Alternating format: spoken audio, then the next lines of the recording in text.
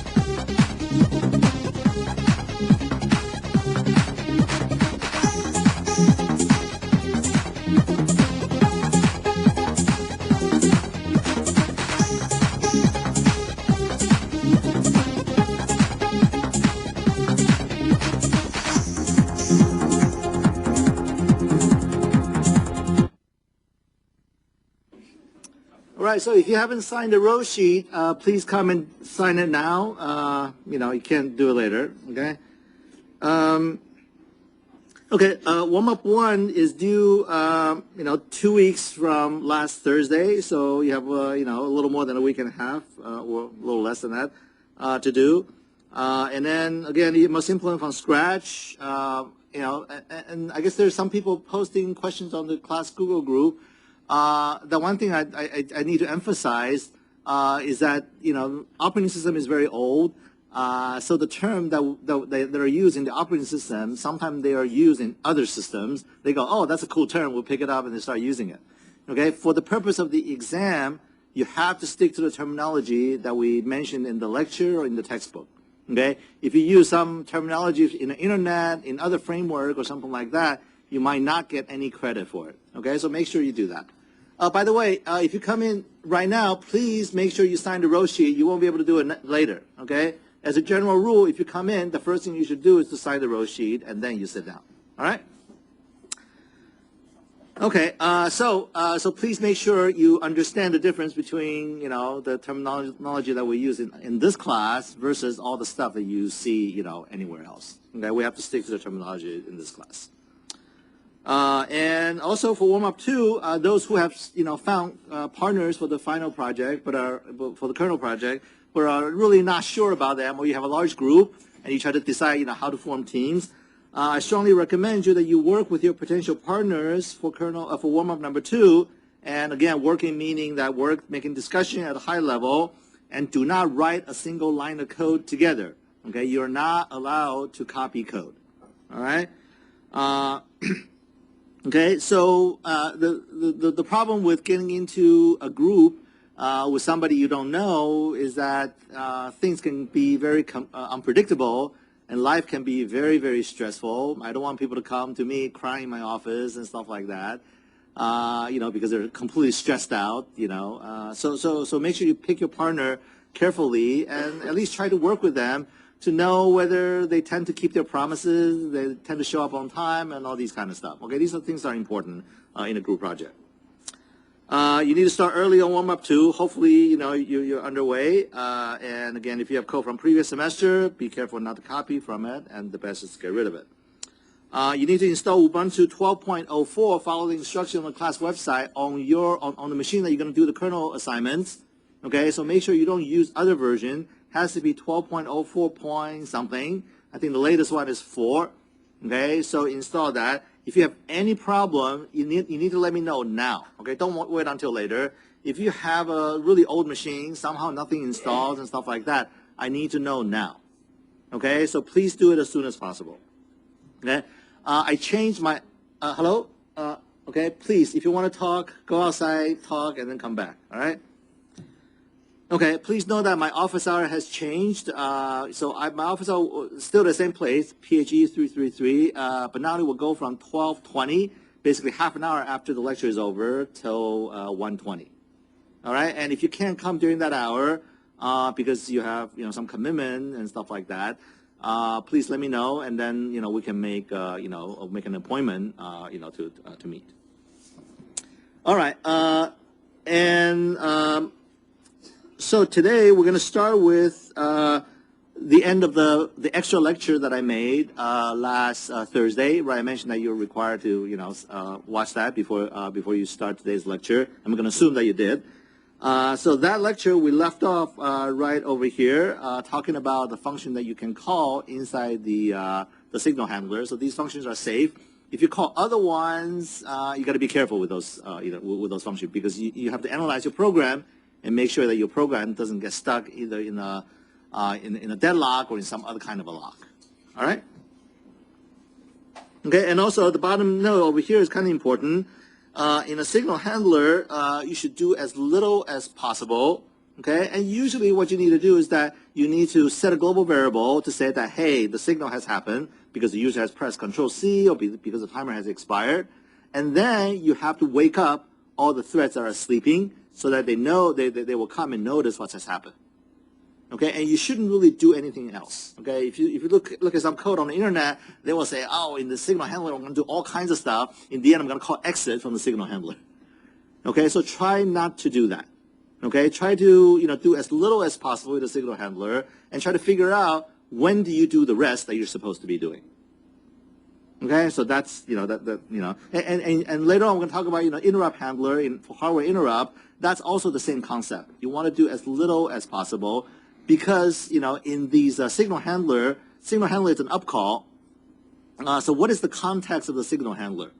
Okay, is it a thread context? Are you executing some thread? Well, of course you're executing some thread, right? Because otherwise, your program will not be able to execute anything. So you're executing something, but it's in a strange context. Okay, so if you use the debugger in Walmart number 2, you set a breakpoint inside the signal handler, and you press Control-C, and boom, you're in the signal handler, and you do a where, and you see the where says you're nowhere. Okay, because signal handler is a very strange context, just like interrupt handlers. Okay, so in that strange context, maybe you shouldn't really do too much. You should just get out. Okay, do as little as possible and get out. All right. Let's see. Okay, so we're going to talk a little bit about the rules of multiple threads. In Unix, the signals are sent to processes. Okay, so when you set up a signal handler, you'll set up a signal handler for the entire process. Okay, you can't really do that for individual threads. Okay, so what if you have multiple threads that are not blocking a certain signal? Okay, so then the rule of Unix, or the rule of POSIX, I guess when we talk about Unix, that means a specific vendor. When I talk about POSIX, that means a standard, for all the POSIX compliance system. And pthreads is POSIX thread, so it's compliant to that standard. So the POSIX standard says in a single threaded process, okay, then it's obvious which thread will receive this, will handle the signal, because it's only a single thread. In a multi-threaded process, it's not so clear. Okay, so in POSIX, the rule is that the signal is delivered to a thread chosen at random. Okay, so if you have multiple threads that are running, you might have, the operating system, when you do an upcall, it will take one of the thread and execute a signal handler. Okay, all the other threads continue to run. Okay, so that might be weird. If that's not what you want, if that's what you want, that's great. But if that's not what you want, you got to write program to make sure that doesn't happen. Okay, because it might be very confusing. And the signal mask, they are set for individual threads, right? Last time we sort of talked about what the signal masks are. So every thread inside the thread control block has the state of their signal mask if the thread is not running. Okay, but if they are running, then of course they can change to anything. But if they are not running, then you can look at the thread control block and find out what the signal mask is. Okay, so a different thread might have different signal mask. So you can actually look at all these threads, look at all the signal masks, and determine which thread are enabled for a certain signal. Okay, so the POSIX rules is that when it tries to deliver a signal, it's going to look for all the threads that have that particular signal enabled, and then it will deliver the signal to a random one of those threads. All right, so of course, if a thread has a signal block, then of course you cannot use that thread to deliver the signal. But anybody who doesn't have a block, then potentially they can be chosen at random. Okay, so again, don't try to control it, okay, and let POSIX decide that for you. And code it in a way so that bad things doesn't happen. If you just come in, please sign the row sheet. And you're still on time, so you're okay. Okay, All right, and then there's this procedure they can use, right? I guess in the last lecture we'll talk about a sig proc mask. That's in this lecture. Well, let me take a look.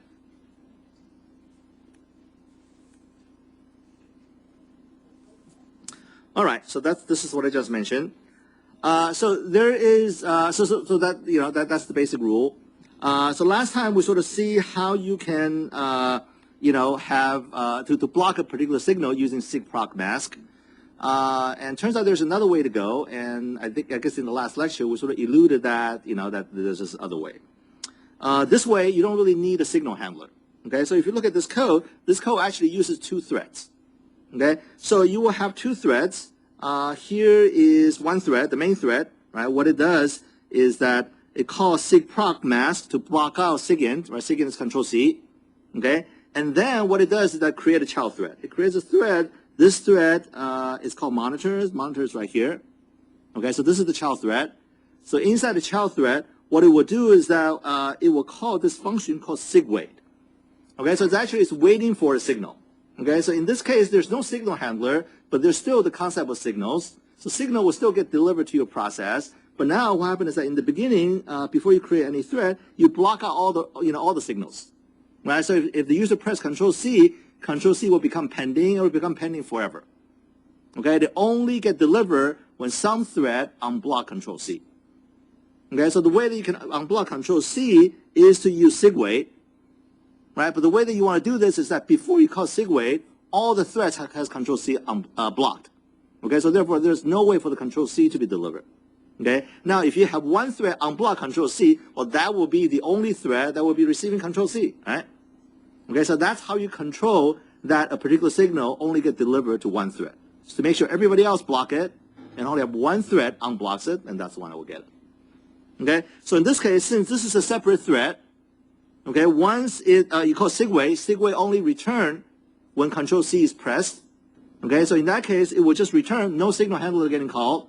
Okay, the next thing it does is call pthread lock, and then display and pthread unlock. While in the main thread, you also use mutex to control access to the shared variable. Okay, so in this case, you have two threads running in parallel, and they can use a mutex, and there's no deadlock.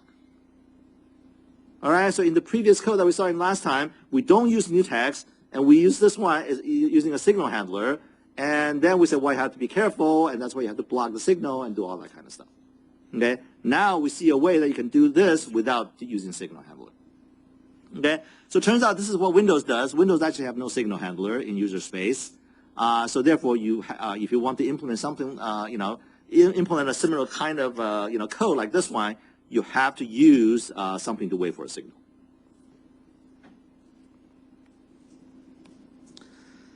All right, so here's a little more about sigwait. Sigwait block until a specified signal in the signal set is received.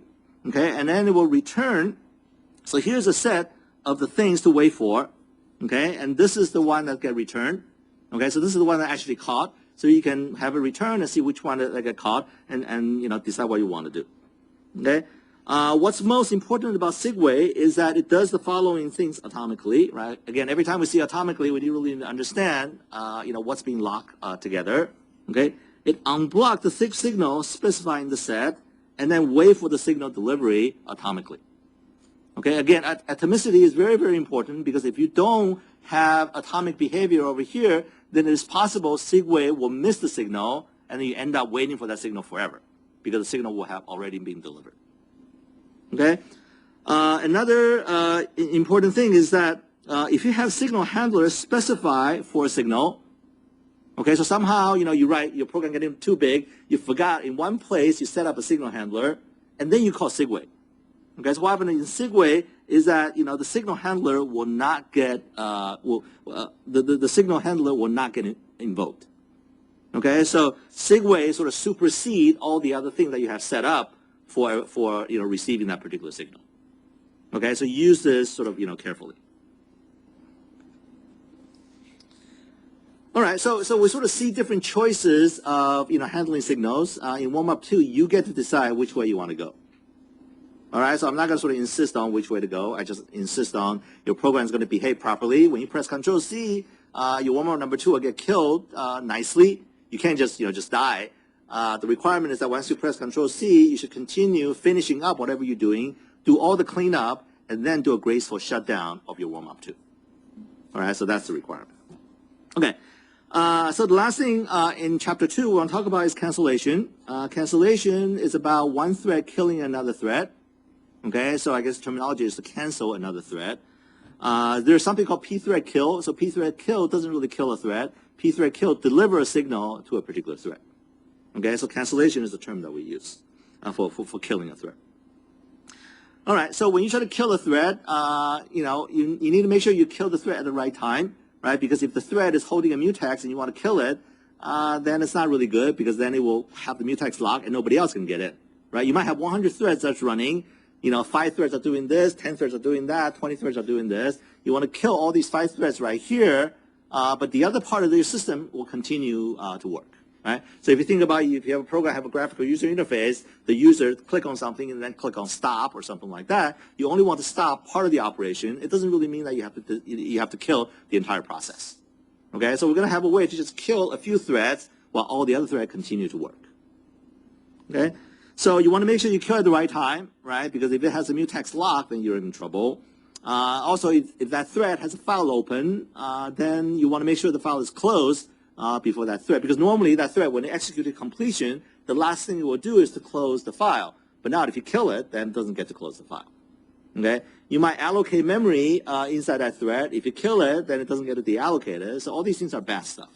Okay? So we really need to do it carefully or gracefully kill that particular thread.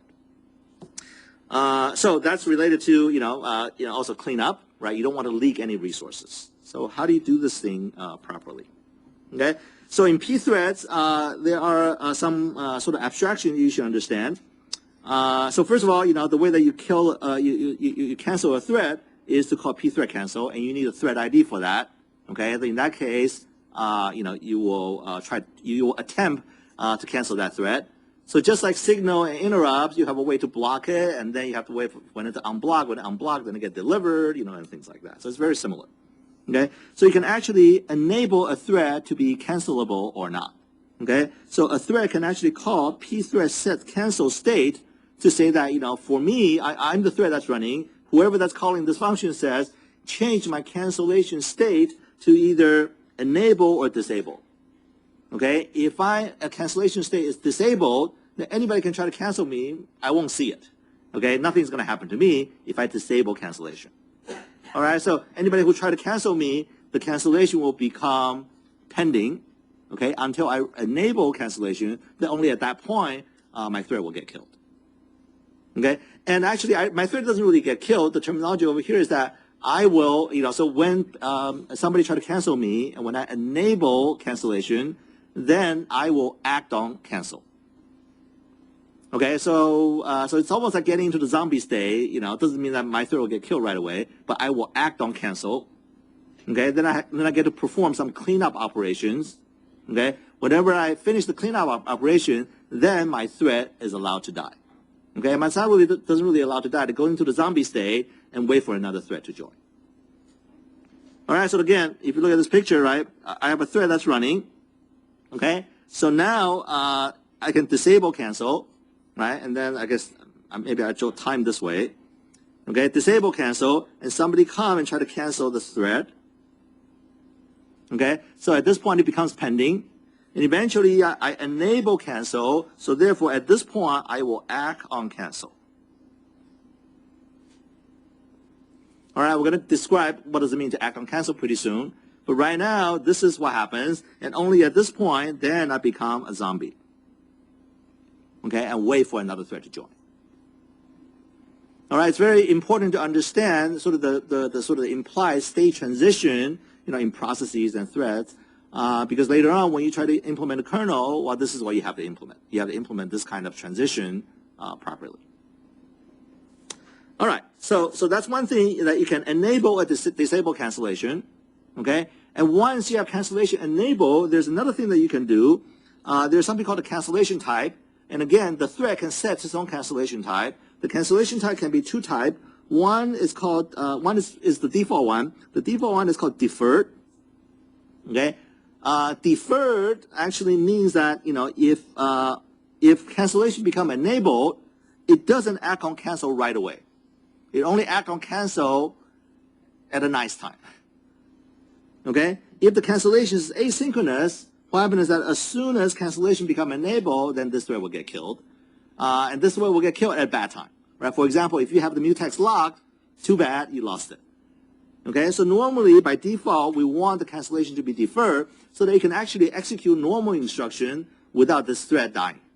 Okay? This thread will only die when you reach something called a cancellation point. Okay? When you reach this cancellation point, that is when this thread acts on cancel. Okay, so we're going to talk about, what are cancellation points. Again, there's a list of functions that are cancellation points.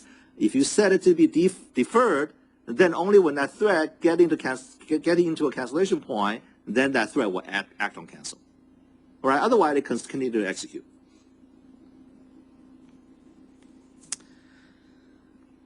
All right, I guess over here, these are the rules that I just mentioned. Okay, so you can read it again. The cancellation point, here is a short list of cancellation points. So it turns out there's really not that many cancellation points. Okay? So when your thread is enabled and then somebody try to cancel it, then it will wait until they execute one of these functions. Okay? And that's when this thread will act on cancel. Okay? So for example, some of the stuff that we're already familiar with, for example, if you try to go call pthread condition wait, that's a cancellation point, and the thread might act on cancel when I call this function. Pthread condition time wait, pthread join, pthread. Here's a new one. It's called pthread test cancel. Okay. So what happens is that you can actually have a block of code that has no cancellation point, right? Let's say that you have a thread just adding up a bunch of numbers. Okay. Adding things, multiplying stuff, do arithmetic operation, logical operation. None of these are cancellation point. Cancellation point are these special functions. Okay, so therefore you can do all that all you want, and your thread, if the cancellation type is deferred, your thread just never dies. Okay, so basically you're letting this thread to do what it has to do before it's ready to act on cancel. Okay, so if you have a bunch of code that doesn't really have any cancellation point and you want to add a cancellation point, what you can do is that you can insert this call, pthread test cancel, and that become a cancellation point. So if at that point that you have, somebody try to cancel you, then you will die in that particular function. Okay. Other ones, some of the system calls are cancellation points. For open, I guess wait. Where's read and write? Okay, there's write and there's read. Okay, so if you try to go into the operating system, then you will actually die inside the operating system. Okay. Anyway, so here are the list of cancellation points. So, you don't have to memorize this, but when you start writing your code, there might be natural places. So you really need to look at your code and then, make sure that you know exactly if somebody tried to cancel your thread, where would it act on cancel? Okay, you got to know exactly where it will act on cancel. All right?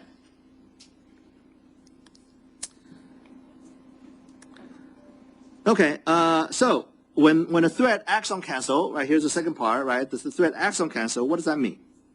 Okay, so what it's allowed to do at this point is to clean up.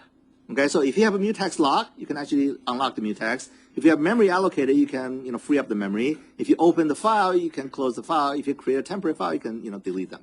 Okay, so how do you do that, right? So what happens is that when you act on cancel, okay, the pthread library, what it will do is that before it puts your thread into a zombie state, it's going to make your thread walk through a stack of cleanup handlers. Okay, so what you do is you set up a bunch of cleanup handlers, and then when you act on cancel, the pthread library will invoke, these cleanup handlers for you, one function after another. Okay? Okay, so over here, the way that you create, these cleanup handlers is by making a bunch of calls. The time is 11 o'clock. And these function calls are called pthread cleanup push. Okay, so for example, you have a stack. Right, here's a stack that grows this way. Okay, in the beginning, the stack is empty. You call pthread cleanup push. What you push on top are two things. One is a function pointer, right? Star with a parenthesis around, that's a function pointer. And then this is the argument for the function pointer that goes in here. Okay, so what you do is you set up a stack to push two things in there. Here's a function, and here's the argument. Okay, and then you can make another call, right? Here's F1, A1, and then F2, A2, F3, A3. Okay, and now your program is starting to execute, continue to execute, and then somebody cancel your thread. You're at a cancellation point. Pthread library is going to use your thread to execute these functions. It's in a stack, so it's going to execute in this direction, in this order. So they will call F3 with the argument A3, and then it will call F2 with the argument A2, and then it will call F1 with the argument A1. And at that point, your thread becomes a zombie thread. All right, so this is what I mean by acting on cancel. If you set up the stack to be empty, then there's nothing to do, and then your thread will immediately become a zombie thread. All right, otherwise, it's called this way. Okay, so let's look at some example and see how this is done. All right, here's an example. I have a thread start routine. Let's call this one gather data. Okay, so this thread, its job is to gather some data. Okay, so what it will do is that it will allocate an item over here. So this is the one that's going to collect some data and put it into this item, right? So it's going to call malloc, okay? And later on, it's going to call another function called getDataItem. So this one might run for a very long time, try to compute something, read data, and eventually put stuff into this item. Okay, and when it finishes doing that, what it will do is that it will insert this item into a global list. Okay, so this is how this thread communicate with other thread, is that when it finishes, it's gonna, maybe insert item over here. It's gonna call pthread mutex lock, do something, pthread mutex unlock. So this thing is gonna get copied or get moved out of the scope of this particular thread and get moved onto a list. Okay, so you can think of the insert will be just like our, my forward to list append, and things like that. This thing will be gone. Okay, so therefore at this point, this item get moved onto another list, so you don't really have to free up the memory, right? Okay, you don't have to free item, even though it's allocated over here, because now you have passed it off to another thread, and that thread will be responsible for cleaning up later. Okay, so in this example code, you do this, and you say printf done, and then you return 0. At this point, your thread is dead. Okay, now another thread might want to cancel your thread, okay, because, something happened. It's like, oh, I don't want that piece of data anymore. So I want to terminate, this particular thread. Okay. So in that case, what do we do with this piece of memory, right? If the other thread tried to terminate this thread right when you are in the middle of getDataItem, okay, getDataItem is a long running function, right? So therefore, chances are if they press Control C or click on some button, chances are they're gonna hit this thread right here. Okay. So in that case, the item has not been filled out with stuff. Right, so therefore, you're going to end up with memory leak if you let this thread die right here.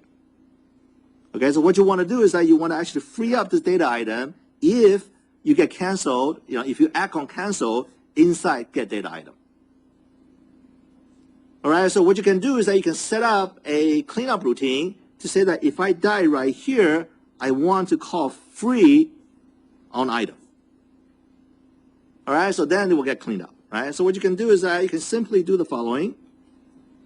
Okay, so in this case, what I would do is that, I call malloc, right? Over here, I would disable cancellation, just in case somebody's going to cancel it right away. Okay, and then I call getDataItem, and then I will enable cancellation. Right, so this way, if somebody try to cancel me, during this getDataItem, can I be canceled?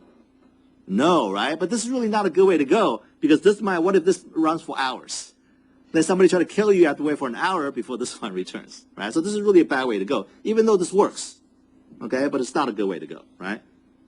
Okay, so this way, you pretty much make sure that when this guy returns, item has stuff in them, okay? So when you set cancel enable, okay, what happens is that at this point, the cancellation is going to be try to deliver to your thread, but your thread is not at a cancellation point, okay? You call insert.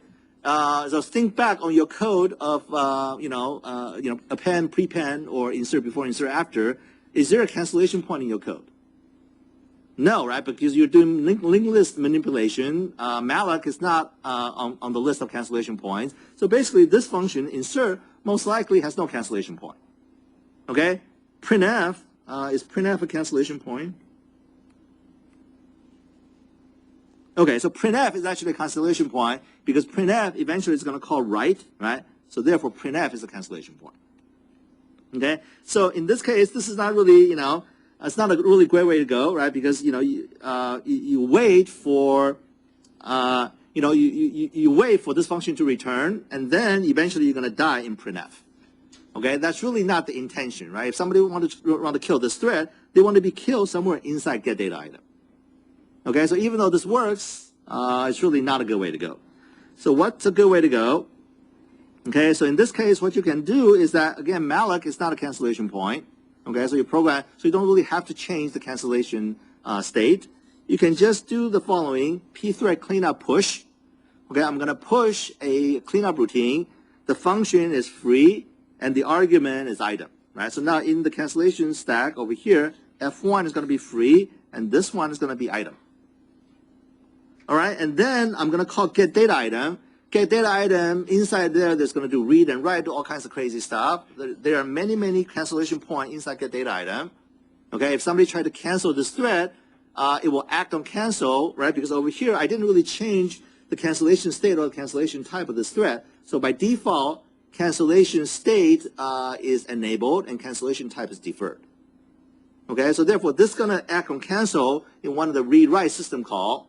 Okay, and at that point, what it will do is that it will call this function. Okay, it will call free I, right? And that's exactly what you want. And then this thread will go into the zombie state. Okay, so your thread, if that happens, your thread will die in here, so none of this code over here will get executed. Okay, what if no thread cancel this, this particular thread, right? In that case, it will continue to execute. Over here, there's another function over here called pthread cleanup pop. What it will do is that it will pop off this item off the stack. So in case, somebody try to kill it right here, you won't execute the statement that free up the item, right? Because in this code, there's no more cancellation point. You insert the item into the list. Okay, if you don't pop this, cleanup routine off the stack, if somebody tried to, kill your thread right here, then you will call and free it, and you're going to cause crash in another thread. Okay, so therefore, in this case, what you need to do, you need to pop off this particular cleanup routine from the cleanup stack. Okay, and then you insert this item, take it out, and then printf. You might die, you might not die in printf. In either case, not a big deal. All right, so this is how you do the cleanup. Okay, one of the rules for using the cleanup push and the cleanup pop, if you read the pthreads manual or something like that, it says that these things must match up like a pair of brackets. Okay, so what it means is that you cannot have cleanup push in one function and you have cleanup pop in a different function. They have to be in the same function as if it's a bracket like here. Okay, or like a pair of curly brackets like here. So they must match up inside the same function. All right, otherwise you're going to get a compiler error that says, oh, you're not supposed to do that. Okay, so this is, they sort of try to make sure that you don't forget, one of them. All right, more example over here. Okay, if you have a file open, okay, and then over here you're going to do a bunch of stuff called read and write and things like that, and then eventually you might get killed, inside this, this loop. Okay, so therefore what you can do is that you can call cleanup push, but in this case you don't have to have a function that's a system call or something like free or a C library function. You can actually implement your own. Okay, so in this example, I'm gonna push on the stack. Right, here's the close file function followed by the file descriptor. Okay, so I put this onto the cleanup stack, and then when it's time to clean up, then it will invoke this file, close file with the file descriptor. And inside here, you can do any kind of cleanup that you want. Okay, so this function can be a user-defined function.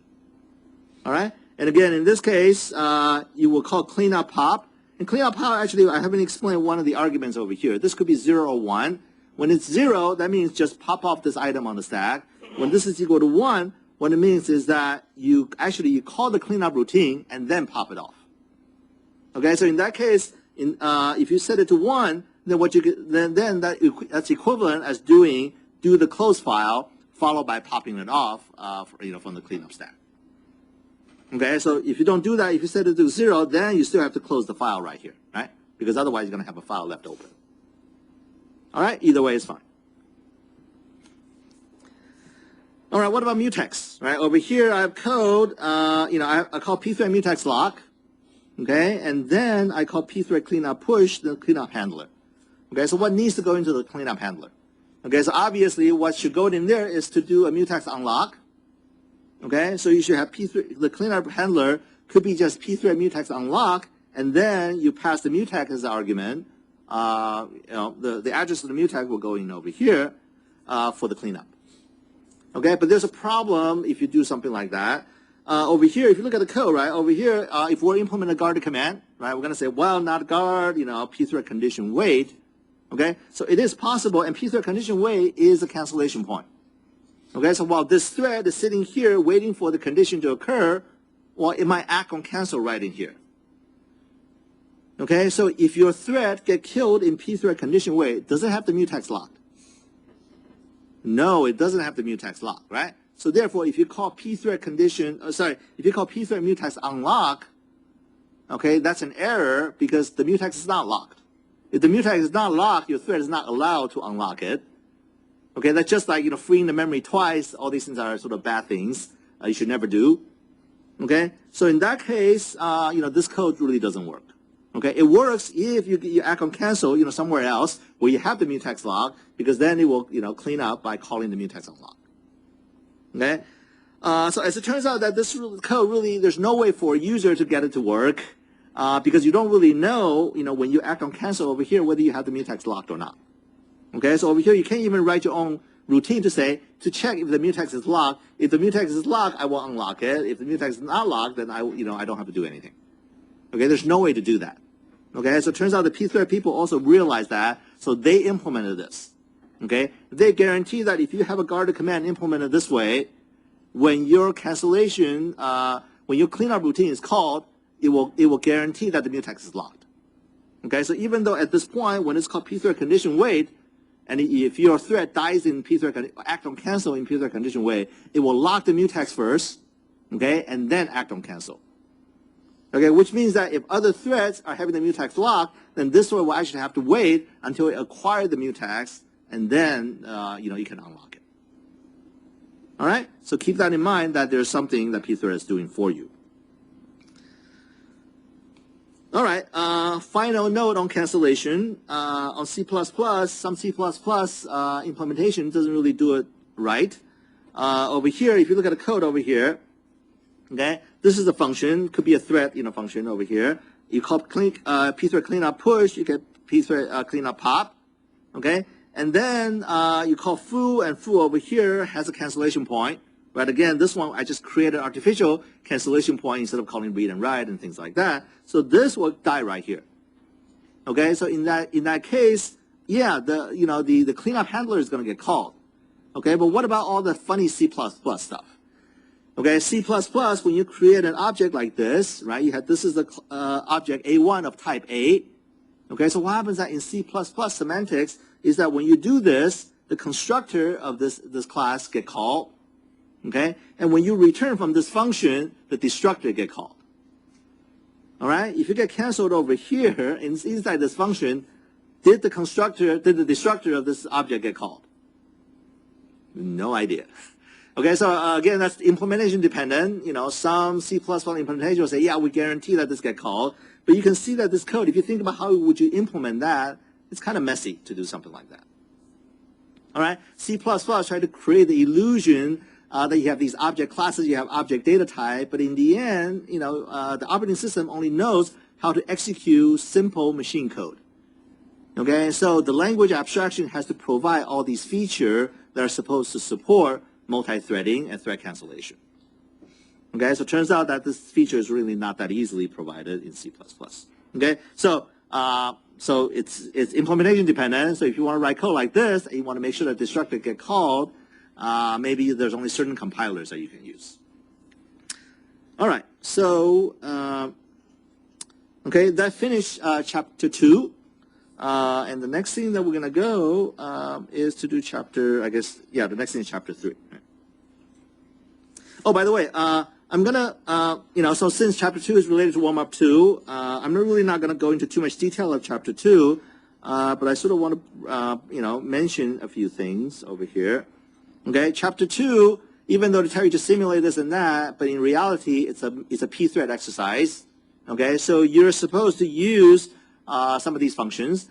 Although the last thing that we talked about cancellation, as it turns out, you don't really have to do cancellation. You can kill a thread by sending a signal and using signal handler and those kind of stuff, because we don't really have too many threads. You can actually use sig user 1 and sig user 2 to achieve what you need to achieve. Okay, so it's not really required to do cancellation, but it's sort of a good practice to do cancellation. The reason is that in the first kernel assignment, you're going to do cancellation inside the kernel. Okay, so you really need to have a good understanding of what cancellation is. Okay, so therefore it's sort of worthwhile to try cancellation over here, although it's not a requirement. All right, so you need to call the mutex routine, mutex log, condition wait, condition signal, condition broadcast, right? Because this is, you're supposed to use guarded command to implement one more number 2. Okay, you can try sig wait, or you can, set up a signal handler to handle signal. It's up to you. You might want to kill another thread, either using deliver a signal to it, or you can use cancellation. Okay, again, it's your choice. If you use cancellation, then you got to understand what you're doing over here. Okay, and again, I strongly discourage people to change the cancellation type to be asynchronous. Okay, you need to understand cancellation point so you can kill a thread just at the right time. All right, you have the thread act on cancel just at the right time. All right. All right, the spec will tell you to implement this, right? But the important part of this picture is that you are required to create 3 threads, okay? 1 thread for the packet arrival, 1 thread for the token depositing, and 1 thread for the server over here to serve the packet. Okay, please read the spec for the detail about what these things are supposed to do. Okay, but what's important over here is that you only need to create these 3 threads. Okay, it is incorrect to create a thread for every packet that arrives into your simulation. Okay, the threads are these processes that are part of this token bucket system, and they are not the packet that's arrived. Okay, so make sure you understand the difference. All right, and then here's some picture about timing of when things should happen, how it can go one place to another. The difference between what we are doing and a typical event-driven simulation. Event-driven simulation, whenever you try to do something, it doesn't take any time. But now we're doing time-driven simulation. If you want to execute something, it actually takes some time on the real clock, and you got to be aware that it's eating up clock when you're doing something. Okay, so therefore you have to, when you try to match some kind of a specification to say that, okay, here are some packet that's supposed to arrive, 1 second apart. Here's time. Okay, 1 packet arrive here, 1 packet arrive here. They should be 1 second apart. Okay, but now when you're doing your simulation, when you process the first packet, it might take you 100 milliseconds to do some work. Okay, so in this case, when you try to schedule the next packet to arrive, your arrival thread, the one that's coming over here, needs to sleep, or it shouldn't sleep for 1 second. Okay, because you already know that it has consumed 100 milliseconds for doing all these, work. So therefore, you should only sleep 100 milliseconds so that you can match the inter-arrival time specification that are provided to you in your program. Okay, so make sure you try to match the right thing. Okay, if for the server thread over here, when you try to process the packet, send it out, pretending that it's serving the packet, in that case, you can say that, well, this packet, let's say the service time is equal to 1 second. Okay, in that case, when it's ready to sleep, you sleep exactly 1 second. Okay, the picture doesn't really look like this. Okay, so please know the difference between the arrival thread, the token depositing thread, and also the server thread. The amount of time that you sleep, it's slightly different. Okay? Okay, read the spec and also, scan through the slide. If you have a question about these slides, feel free to send me an email. All right, and here is the pseudocode for the arrival thread, and here's the pseudocode for the token depositing thread, and here's the pseudocode for the server thread. So the code has been written for you. All you have to do is to implement all these functions. Okay, so I'm going to ask you to try to stick to the pseudocode. So your thread start routine should look just like this. Okay, this should be your thread start routine for the server thread.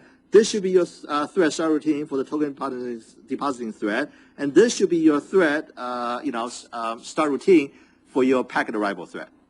Okay, so write it in a small, a thread function. Okay, and then whatever you have to do, make function calls. Okay, think about every one of these functions. And again, you should do functional programming and not procedural programming. Okay, think about what function you have to write. What is the precondition? What is the function supposed to do? What is the postcondition? So you know that when you call that function, the right thing is supposed to happen, right? If things didn't happen correctly, all you have to do is to debug that function, set a breakpoint at the beginning of the function, make sure when you get in there, print out all the variable, make sure the precondition is satisfied. When you return, set a breakpoint right at the end of the function. So when you return, check the postcondition, make sure everything's correct. Then you know that function is implemented correctly. Okay, and then when you call that function, then you know exactly what's supposed to happen. Okay, so your thread routine or your first procedure, should be very, very simple. All right, so try to do that. All right. Okay, and sort of understand what the code over here is doing. Right over here, we implement a guard command. Okay, some of them has a guard and the other one doesn't have a guard. Or more specifically, this guy has a guard. Okay. And these other guys, they are just signaling and signaling condition and stuff like that. So therefore, they don't really have a guard. All right. You need to produce a trace of your simulation. Again, read the spec to see what the requirements are. Okay. And then you need to calculate statistics. Okay. So the idea here is that as a packet travels through the system, right? You have packet arrival over here. It's going to stay in Q1 to wait for enough tokens. When there's enough tokens, it's going to move into Q2. When it makes to the head of the Q2, then it's going to get served, and then it will leave the system. Okay? So you need to keep track of the statistics for this for the packet as they go through the system. So one thing that you can do is that you can basically think about having a timestamp for this packet object. So the packet is going to be created using a C data structure. Okay? In this data structure, you're going to have a bunch of timestamp field. As this packet travels through the system, you're going to put a timestamp on it. Okay, so when you reach the end, you can just look at the timestamp and says, oh, this packet has spent 2 milliseconds in Q1, 5 milliseconds in Q2, and it took 500 milliseconds in the server, etc., by just looking at a timestamp. All right, so again, the packet is a data structure, it's passive, it's not a thread. Okay, it has a bunch of timestamp so that you can compute statistics. All right. And finally, when you get to the end, you can think about as if you just take all these objects, you give it to some kind of a calculator object over here that will calculate statistics. I'm going to sort of ask you to do to do a statistic in a more intelligent way. So don't just put all the packet in the calculator and then say when the simulation is over, well then you can calculate. Okay, so try to have a running statistic going, so that when you add another packet into the calculator, you would just, compute something and then throw away the packet, so you have a running, running average or running kind of statistic, so you can figure out, the final statistics. Okay, and the statistic that you have to calculate over here, there are things like average time that you spend at a particular facility like Q1, Q2 of the server. The average, we use the standard definition of average, right? If you have 12 samples, then you take the 12 times the 12 intervals that you have, add them together, divide by 12. Okay, I mean people who are statistics majors say, well, shouldn't you divide by 11? Yeah. Anyways, we're going to do the standard style. We divide by 12. You have 12 samples. All right. There's some other weird statistic. Average number of customers. In this case, our customers are packets, right? These are packets. Okay, at the server. If you think about the server is a first-come, first-served facility. It's like our processor that can only serve one thing at a time. Okay? So the average number of packets at the server is the number between 0 and 1. Right? If it's 1, that means that there's always a packet at the server. If it's near 0, that means that almost at no time, a packet is sitting at the server. Okay? Otherwise, it's somewhere in between 0 and 1. Okay? So if you think about the server over here, the server actually has this picture. At some time, it has no packet at the server. And then when it tries to serve a packet, it goes to 1, and now it's serving a packet, right? And when it finishes serving the packet, it goes down to 0, and then pick up another packet. So they go from 0 and 1. Okay, so in that case, what is the average number of packet at the server? Well, it's just area under the curve divided by the total simulation time. All right, if you do that, you're going to get a number between 0 and 1. Okay. Similarly, you can also have average number of customer at a particular queue. A queue is like, the bank line or the supermarket checkout line, right? The queue length grow from, 0 to big and to shrink, over time. Okay? So if you actually look at the picture of the queue, it's going to look like this, right? Started at 0, goes to 1, goes to 2, go to 1, and then do something like this. The average number of packet at a queue is going to be, again, area under the curve. You add it all up and divide by the total simulation time. All right, so these are the statistics that are asked for in the spec. And they're also, asked you to calculate standard deviation, and there are formula for in the spec. Okay, so again, read the spec. If you have a question, send an email to me, talk to a TA, come to our office hours. All right? Okay, and I guess there's some more. So that's the basic simulation, right? And then you're going to handle Control C. Okay, so Control C is going to create a little bit of a mess. So what happens is that when Control C comes, you might have a bunch of packets sitting over here. You might have a bunch of packets sitting over here.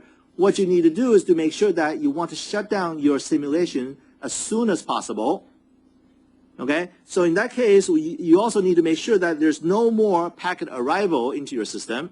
Okay, so in a way, basically you want to kill the arrival thread. Right, as soon as somebody press Control C, you want to kill the arrival thread. Maybe you also want to kill the token depositing thread.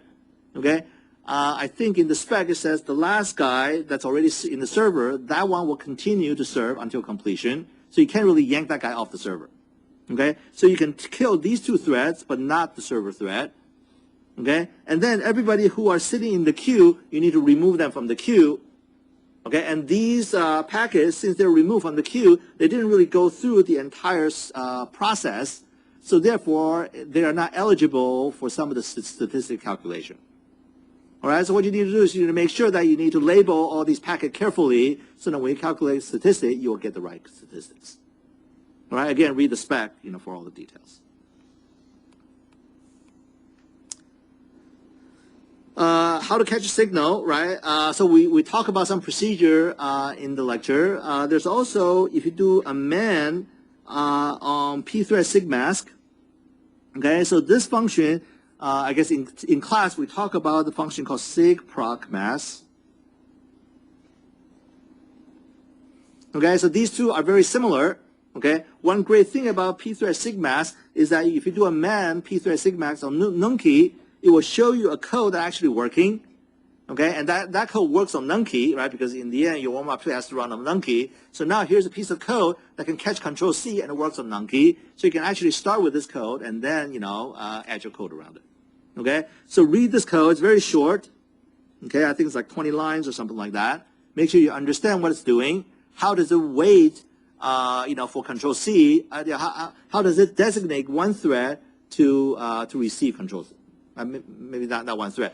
I think in this case, what it does is there a separate thread? Oh, yeah, actually you create a child thread. Okay, use a child thread and use a signal handler to receive Control C. So it's slightly different from what we have covered in class.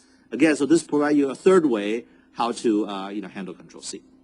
All right, so read the code and make sure you understand what's going on. All right, so that's my quick run through of the warm-up 2 slides. Now we're getting into chapter 3. Okay, in chapter 3, it's called basic concept. Some of these stuff are very important concept. So they started out talking about context switches. That's one of the major concepts in the operating system class. So we're going to see what this is all about. All right, so far we talked about abstractions, right?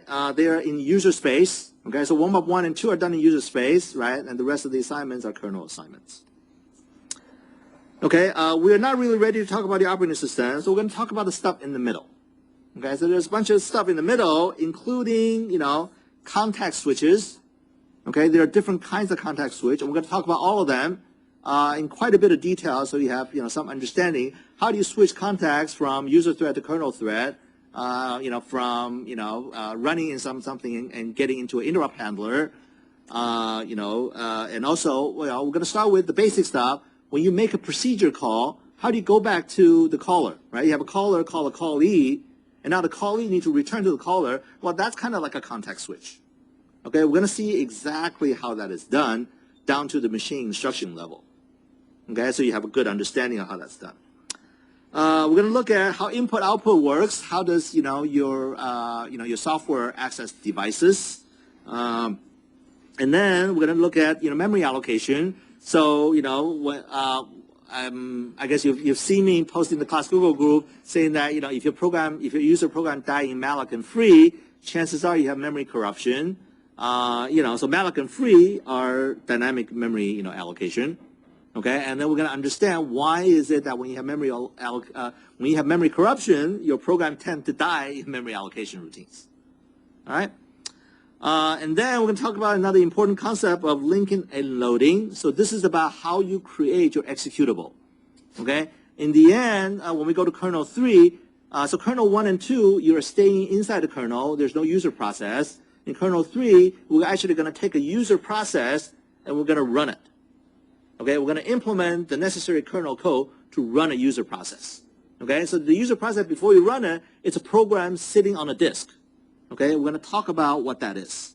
Okay, that program sitting on a disk, what's inside of it, how do you create it, and what's the implication of when you create something like that. And then we're going to talk about how you boot your kernel. I think my plan is that, okay, so again, because of this is a summer course, we don't really have a special time for the final exam. So the final exam is actually at the last lecture, so we're going to lose another lecture. So therefore, I'm going to try to make up that lecture, and I'm going to do another taping on a Thursday. But in that case, I'm probably going to talk about storage allocation and booting in that taping, including the kernel introduction, kernel assignment introduction. Okay. And I think my plan so far is to do it next week. Okay, so by that time, hopefully we cover all these kind of stuff so we can talk about, the other stuff will make more sense. All right? Okay, so there's another extra lecture to make up for the final exam time. All right, so these are the 4 kind of context switching that we're going to see. Okay, one is you are in user space or in kernel space. You have one procedure calling another procedure. So that's procedure context switching. Okay, and then we're going to talk about threads. You give up. So we talk about a thread can give up the processor. Okay, and then at that point you switch to a different thread. Okay, so this is switching from one thread to another thread. Right, so that's the second one. The third one is switching from a user thread to a kernel thread. It's a system call. And then finally, it's interrupt. Okay, you're running either a user thread or kernel thread, and you get a hardware interrupt, and you're going to execute the interrupt service routine. Okay, that's another kind of context switching.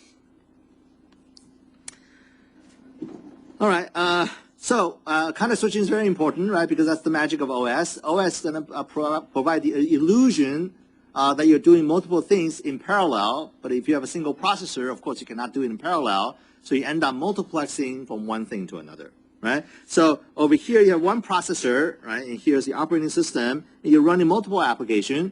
So the illusion that you're going to create is that I'm going to run this guy on the processor, right? The application is compiled into code. The code is executing on the processor.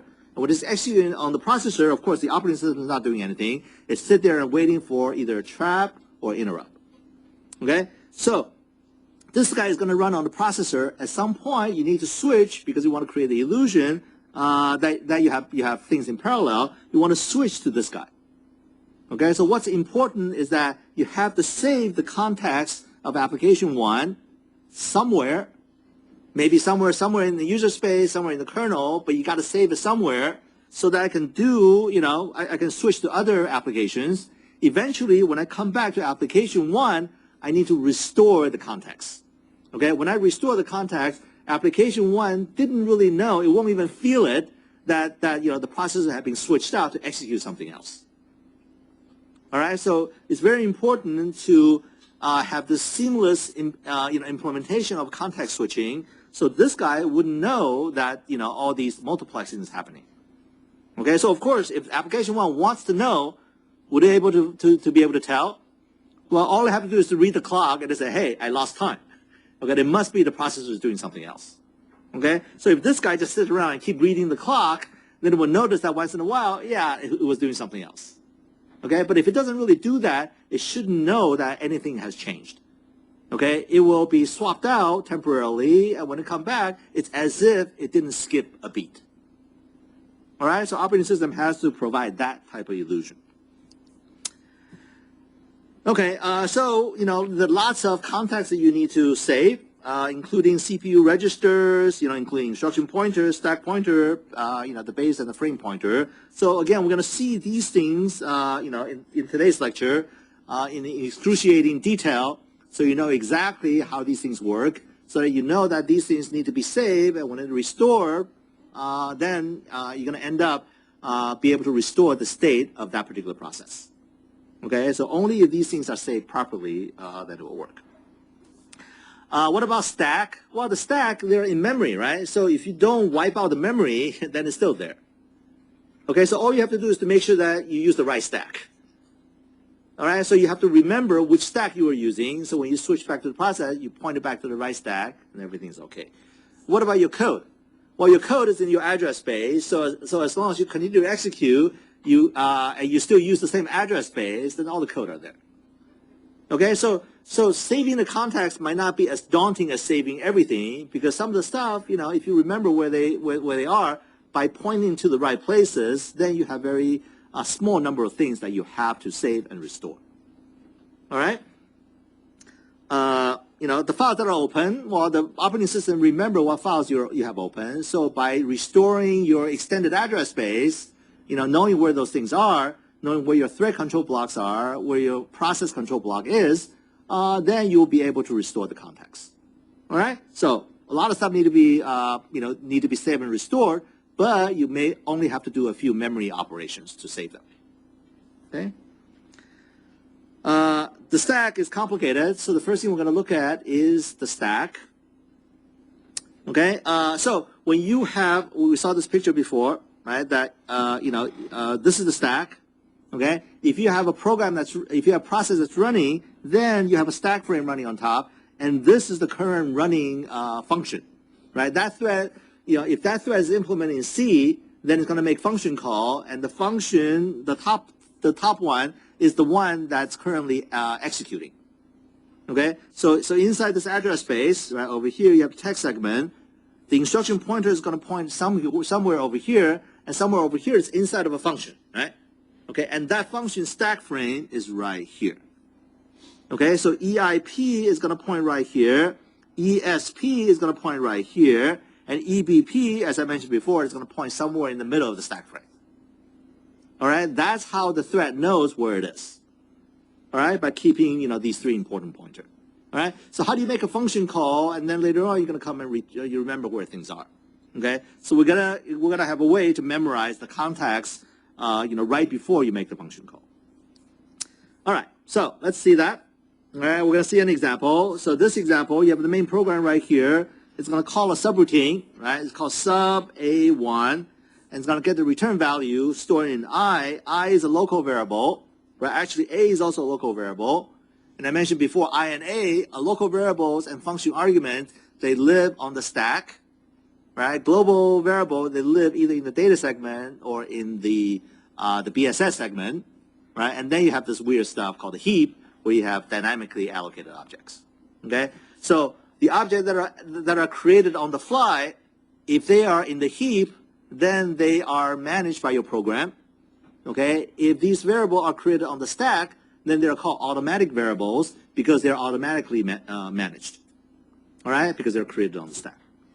All right. So this guy called subroutine, right? Over here, subroutine has two arguments. So A goes to X and 1 goes to Y. Okay, so these are function arguments. This guy has two local variables. And again, all these four things live in the stack frame of the sub function, right? So over here, if you look at the stack over here, here's main. Okay, here is sub.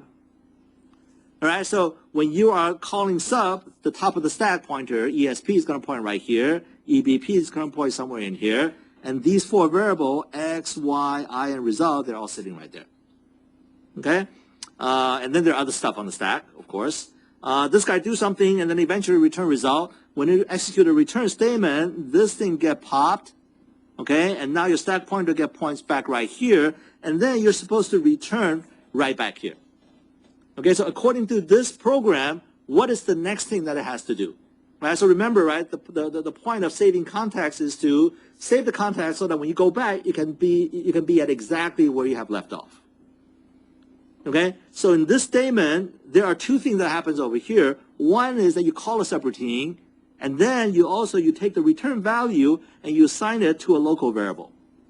Okay, so this one, even though it's one C statement, right, if you think about the machine instruction, well, there's a lot of stuff happening, but the main two instruction, one is to make a function call, okay, make a jump to the subroutine, okay, to execute this code, right, basically changing EIP to point right here. Okay, when this function return, it's going to execute the next instruction. The next instruction is to get the return value of this function and then put it in I. So therefore, you have to save the context so that when you return, that's the next thing that you do. Okay, you copy the return value into memory location I. All right, so we're going to see how this is done.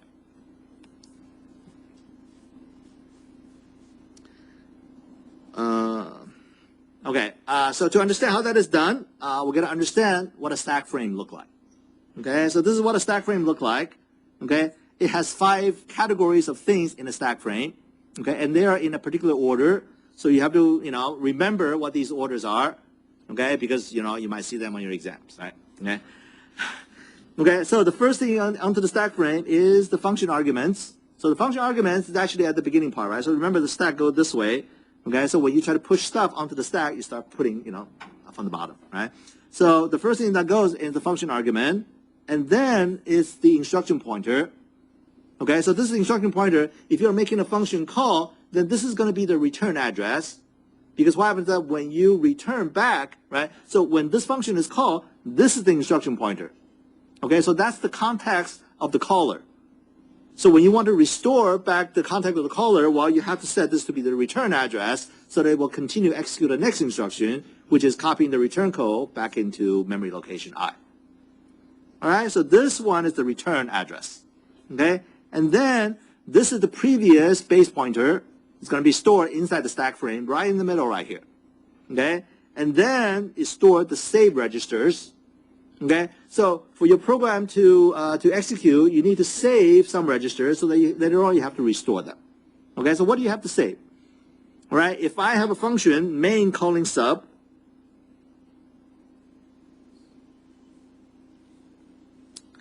okay, so main is going to call sub, right?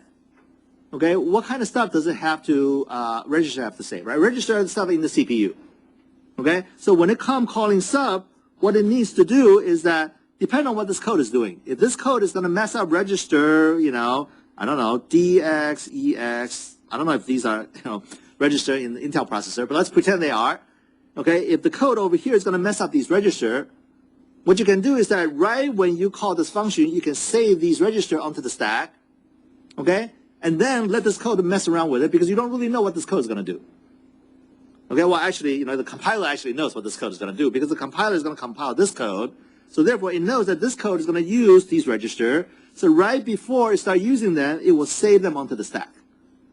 Okay, it's saving them onto the stack. So right before it returns, it will restore these guys from the stack into the CPU register before it go back right here. Okay, so these things, they are saved onto the program stack, right? So in this case, it's going to be stored inside the stack frame, of the function that's being called. And finally, the local variables got stored over here. Okay, so local variable, if they're uninitialized, okay, then you don't really store local variable over there, right? All you have to do is to create space. Okay, I have 4 integers, so I need 16 bytes, and then I need to create a space for them. Okay, and then you try to write into them. All right, so that's what a stack frame looks like. All right, so over here, this is one stack frame, and here's another stack frame. All right, so over here, this picture shows that the stack frame are actually linked together. Okay, they're linked together in a singly linked list. Okay, and this linked list is using EBP. All right, so what happened is that the processor's EBP register, right, so over here, this is the CPU. Okay, it has the EBP register as the ESP register. ESP points to the top of the stack, and then I guess there's also EIP, right? EIP points to, the code segment. Okay, so it's not in the picture, right? EBP points to the place where it's written EBP. Okay, so this is the EBP of the previous function. All right, so why is that there? Right, so what happens is that, when you, need to return to the previous function, what you need to do is you need to restore the EBP so that EBP will point to the middle of this stack frame. Right, so if this is main and this is sub, okay, when you're executing sub, the EBP pointer should be pointing to the middle of the sub stack frame. So when you return to main, well, the EBP has to point to right here. Okay, so therefore, what happens is that when you call sub, you will write, you will take the content of EBP register and you will save it onto the stack. Okay, when you save it onto the stack, well, it's the same thing as this memory location contains a pointer to where EBP used to point to. And EBP used to point to right here, right? So therefore, if you want to draw it pictorially, well, you will draw this line that points from here to here. Because this memory location contains an address of this memory location. All right, what about this memory location? This memory location contains an address of another one, and then that one, so if you think about when you, in your debugger in warm-up number 1, you type where. How does the where knows where the stack is? Well, what happens is that it's using the EBP pointer in your register and, walk the stack up in order for you to examine the entire stack. All right, so EBP perform a very important function that it links all the frames together. Okay, so that's why some people will call EBP the frame pointer. All right, so what would some people call it? The base pointer. As the base pointer, the frame pointer, it's the same thing. It's the frame pointer because the point in the middle of the frame. It's a base pointer because it's used to address the local variables and the function arguments. Okay, so inside your program, if you want to access the function arguments, right, the function arguments are stored right here. Okay, in order for you to access them, they don't really have absolute addresses, for these function arguments. Okay, so therefore, the way you're going to address them is that I'm going to, use my EBP register, says the EBP register are pointing right here. Okay, this is 4 bytes long, this is 4 bytes long. So if I take EBP minus 8, sorry, I guess bigger number goes up, EBP plus 8, then I'm going to get the last variable right here. Okay, so in order for me to access the function argument, okay, inside the machine code, what I will do is I will use subtraction to take the value of EBP, add 8 to it, and that gives me the memory location for the last guy in the argument. If I want a second, the second to the last, then maybe I know that the last guy is going to take 4 bytes long, so therefore it's going to be EBP plus 12 will give me the next guy in the function argument. Okay, EBP plus 16 is going to be the next guy, etc.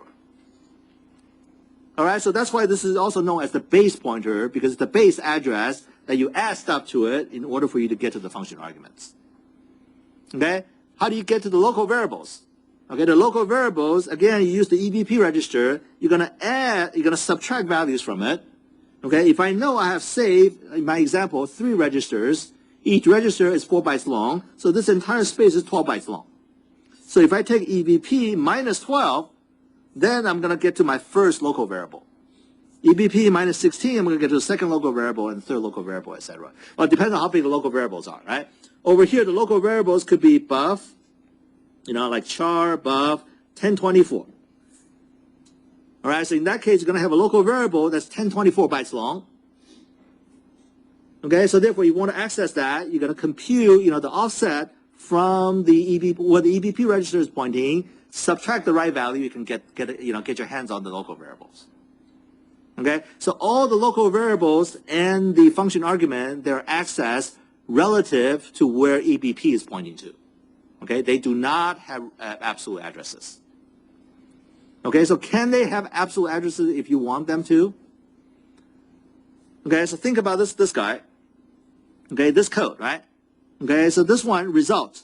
Okay, can I have an absolute address for a result? Okay, well, in this example, well, yeah, possibly you can do that, right? But what if the sub function is a recursive function? Okay, if it's a recursive function, sub is going to call itself. Okay, so when I say result, which one am I talking about?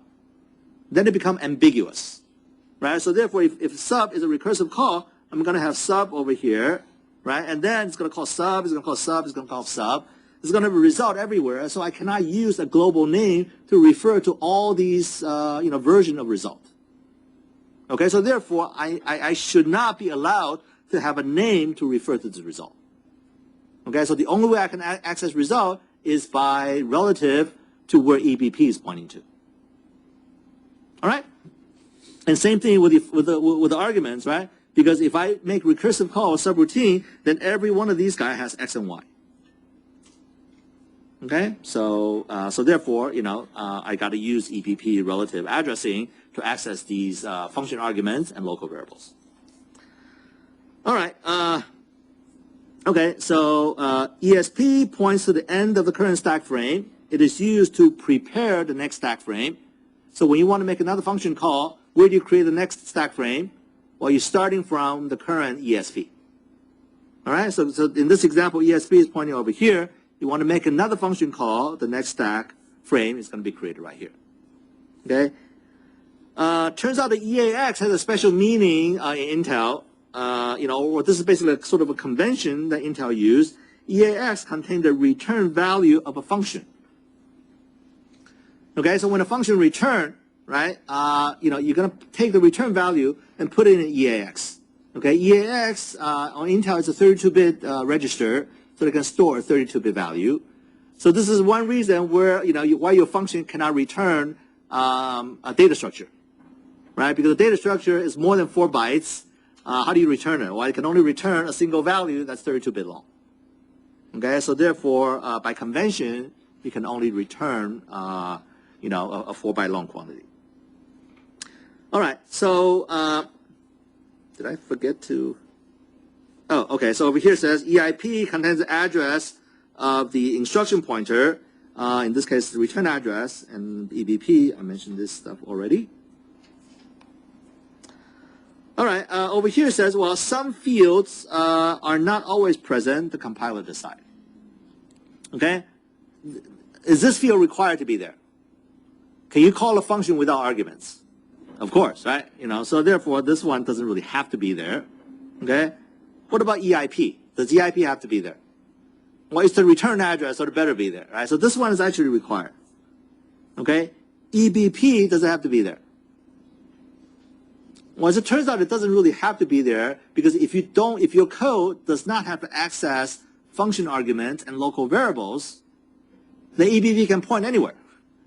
Okay, so you can actually have a stack frame, right? Main call sub, right? Over here, you can still, when you're executing, ESP is pointing over here. EBP can actually point right here if you don't need to access the local variable or the function arguments. Because EBP is never used, so you can just keep it where it is. You don't have to push it and you don't have to pop it. All right, so this one is optional. Save register, if the code over here, you don't do anything, okay, you don't change any of the registers, so then you have nothing to save. Again, this can be empty. If you have a function that have no local variable, is that possible? Of course, that's possible. So therefore, all these 4 things are optional. Only EIP is required. All right?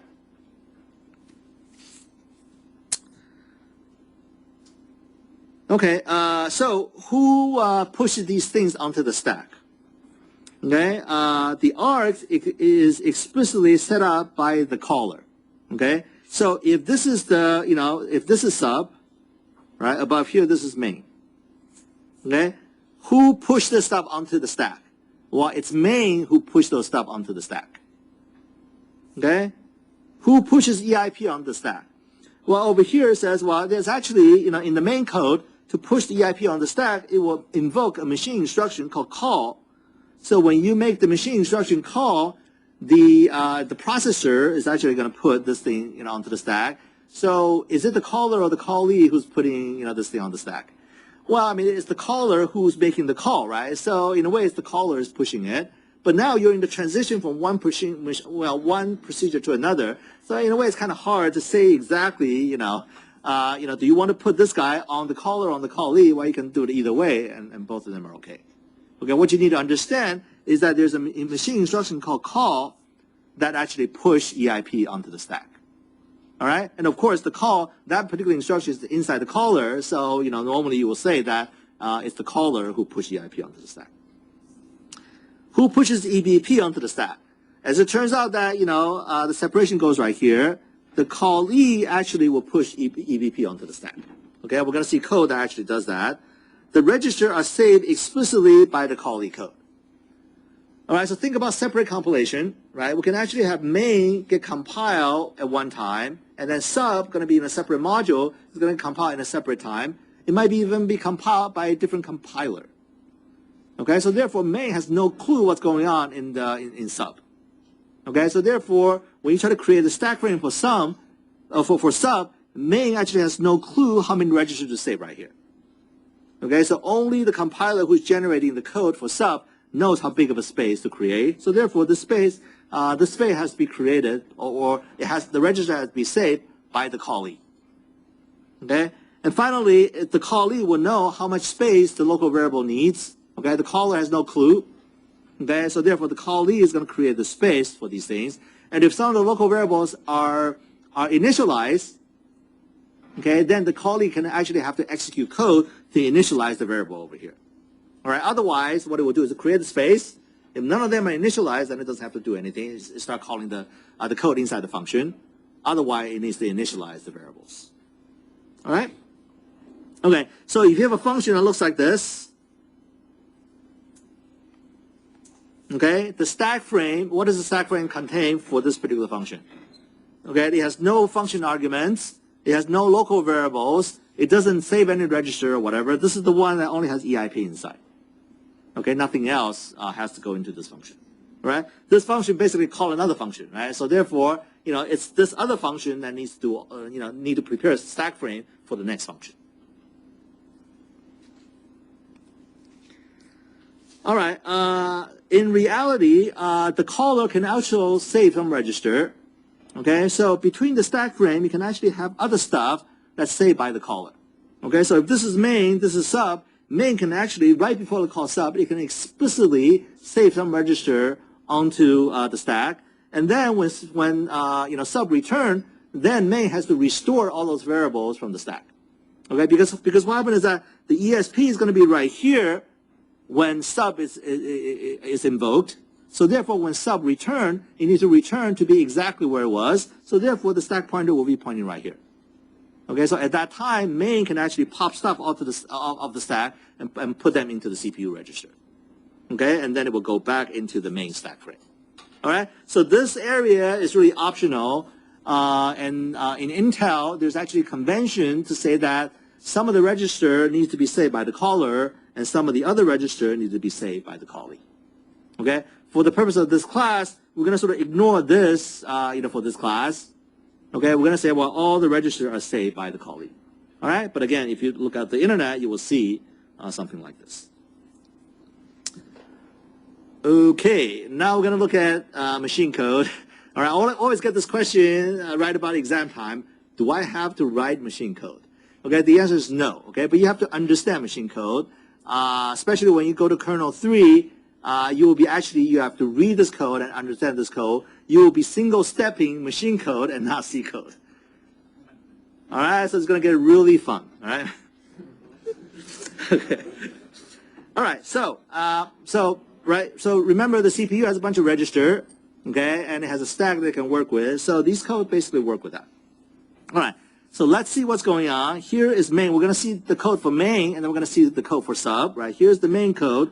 And eventually over here, here's a machine code that says call sub. All right, so it's going to call the subroutine, okay? And then when it returns, it needs to take EAX and then write it into, right, where's the code? I is equal to EAX, okay? So they're going to take the return code from EAX and write it into I. Okay, and over here you see the code says move L EAX into EBP minus 16. All right, so again, it's using the content of EBP and then subtract 16, right, to get the memory location of this local variable. All right, so again, the stack frame for the main is going to be EBP is going to point right here. Okay, subtract, that means go lower, right? 16 location to get inside this over here, you have I and then you have A. And I think in Intel, in this example, they actually push things backwards. So A goes in first, followed by I. Okay, so this will give you the memory location where I is. So you copy EAX into I. All right, so unfortunately it's written in this ugly way, but that's, you need to understand this code. And maybe you get to enjoy it. Yeah. All right, so what is the main doing, right? Main, what it does at the beginning, okay, is actually going to do something to finish setting up the stack frame. So why does it need to finish setting up the stack frame? Right, it's because another function is calling main. Okay, so main is really not the first routine of your process. Okay, there's actually something that I mentioned before called startup routine. It's the startup routine is going to call main. Okay, when it calls main, the same thing happens as if main is calling sub. It needs to finish setting up the stack frame. Okay, so at that time, when main is called, okay, the startup routine calls main, right? So the startup routine basically execute call main. Okay, so at that point, the stack frame for main, what does it have? It has a function argument for main, right? So main has argv and argc. Well, they are up here already. Okay, the EIP, the return address, is going to be right here. Okay, and now main is going to go to work and set up the rest of the stack frame, right? And this is what it does. It called push L EBP. Okay, what it does is over here is CPU. Okay, CPU has ESP, EBP, EIP, right? Okay. Hello. If you want to talk, please talk outside. We can hear you here. All right. So EBP is pointing to the code segment, right? So basically, it's pointing to wherever you're executing. Okay. ESP, right now, ESP is pointing right here. Okay. And EBP is pointing to the previous stack frame. Okay. So EBP actually is pointing, well, it's not in the picture. Okay. So over here, what we do is that we push L EBP. We take the content of EBP register inside the CPU and we push it onto the stack, right? Pushing meaning that you take this value, put it on the top of the stack, and then you decrement the stack pointer by the size of the object. Okay, the size of the object over here, push L. L means it's long. Long means 4 bytes in Intel. Okay, so over here it means that you push EBP onto the stack, and then you decrement the stack pointer by 4. Okay, so after you do this, then ESP will be pointing right here. Okay, EBP is still pointing at where it was because we didn't really touch EBP. We take the content of EBP, push it onto the stack. All right, so this will take us to this picture. All right, so actually I have a bunch of animation, but you can look at that yourself, but I'm going to use this slide to explain the rest of the operation. All right, so when you execute this one, EBP get pushed onto the stack, and then you say move L. L means 4 bytes, right? ESP to EBP. Okay, again, CPU, here's ESP. ESP is pointing right here, right? Okay, please. Okay, EBP is pointing way up there. EIP is pointing to wherever the red arrow is. Okay, so if you say move L, ESP to EBP, you copy ESP into EBP. Okay, so what does that do? Right, that means that EBP will point to, well, it's no longer point here anymore. It will point to right here. Right? Okay, this instruction move L ESP to EBP, copy the content of ESP to EBP, which means that ESP and EBP now both point at the same place, and the place they were pointing was what ESP used to point to. All right, so this means that EBP will point right here. Okay? So this instruction, that's what it does. All right, and then push L ESI, push L EDI, saving register ESI and EDI onto the stack over here, and then ESP will at this point will point right here. Okay, so EBP still point to where it was before.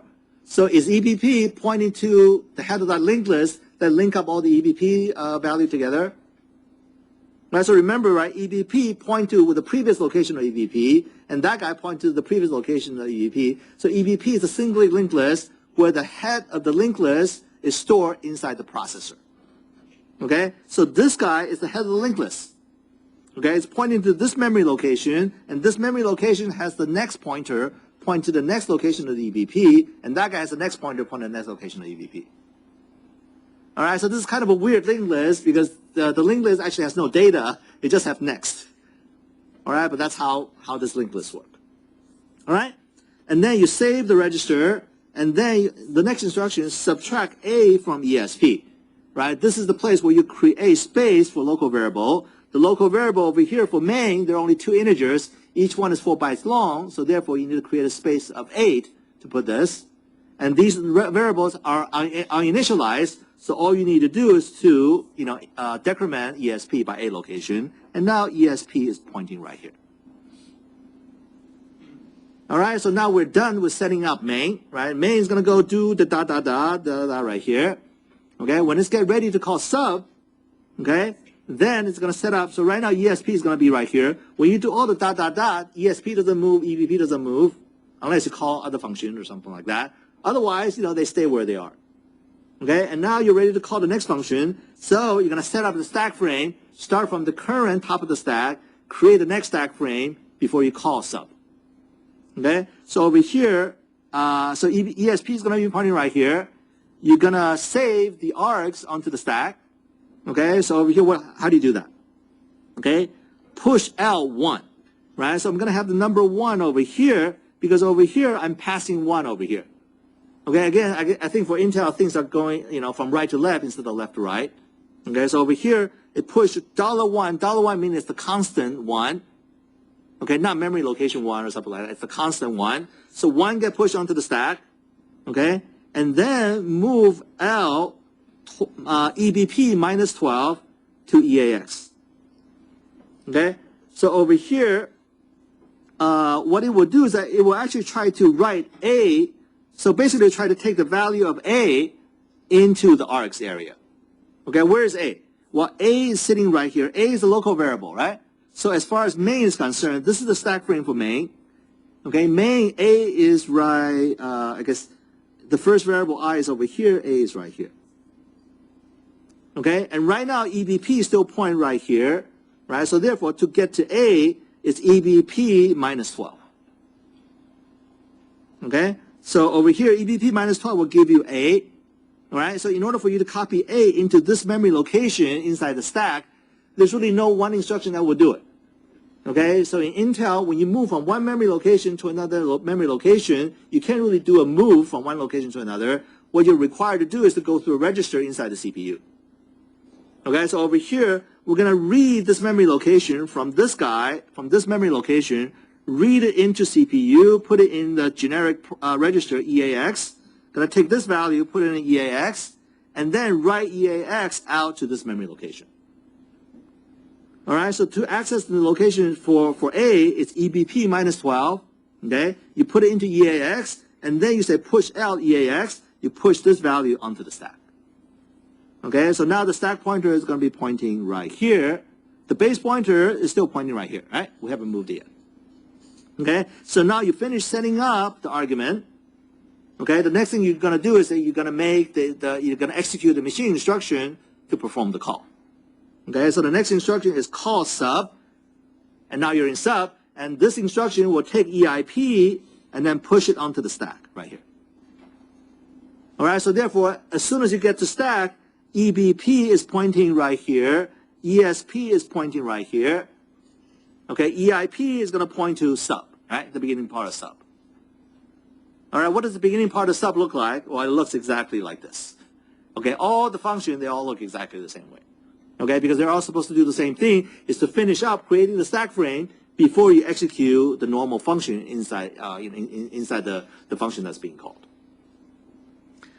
All right, eventually sub will return, right? The return value is going to store in EAX, okay? So when it returns, it better return back here because it's going to execute a return instruction, and when it executes a return instruction, the stack pointer better be right here, okay? Because this is where we left off. So when you try to restore into the caller, you have to restore the exact context, right? And the context was that ESP is pointing right here, instruction pointer is pointing right here, EBP is pointing right here. So you expect that when the function returns, that's going to be exactly, be exactly like that. All right, so therefore you can continue to execute from there as if you didn't really call the function, except now you have a return code. Okay, so what you do over here, you in this case, you add A to ESP. So why are you doing that? Okay, so as you return, right, after you execute the return instruction, then ESP is going to be pointing right here. because the instruction pointer has been popped off into the instruction pointer, right? This guy get popped into EIP, so you're executing code right here. Okay? The next thing you do is to add A to ESP, so ESP is going to be pointing right here, because over here, so this instruction, add A to ESP, basically offset the subtract A from ESP, is the last thing that you do when you set up,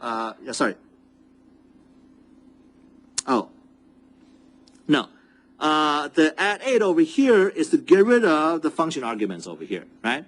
And the way you create this function argument is that you did 2 pushes onto the stack. Here's the first push, you push the constant 1 onto the stack, and then here's the second push, you push EBP minus 1 onto the stack. So therefore, you need to restore the stack back to where it was, so therefore you end up, increment the ESP by 8. Okay? So this statement that you see right here offset the 2 pushes over here. Okay, so when you're done with this, the last thing that you do is that you assign the return value back to memory location I, right? Remember, A is EBP minus 12, so therefore I is EBP minus 16.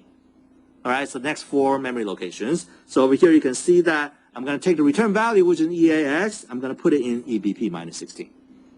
All right, so that finished executing this instruction. And now from this point on, again, ESP and EBP is not going to move around, right? I execute the ... code, unless you try to make another function call. And eventually when this guy is ready to return, it's going to return to the startup function, right? So at that point, what do you do?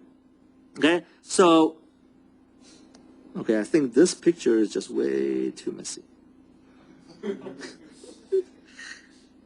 All right, so maybe I can just use the next slide. Okay. Okay, so we are here, right? Okay, we're doing the ... So right, so now the main is going to be ESP is going to point ESP is going to point right here. EBP is going to point right here, right? ESP, EBP, and EIP is pointing. Now we're ready to return from main. Okay, so here's the stack frame of main, right? So we need to clean it up. We need to pop off the 3 items on the stack that main put on the stack. Right? Remember, EBP is put on the stack by this guy. The save register are put on the stack by this guy, so you have to restore them. And then the local variable, the space are created by this guy, so I need to shrink it. All right, so therefore, this sub 8, you create a space for a local variable. Over here, you remove the space for a local variable. So over here, you subtract 8. Over here, you add 8.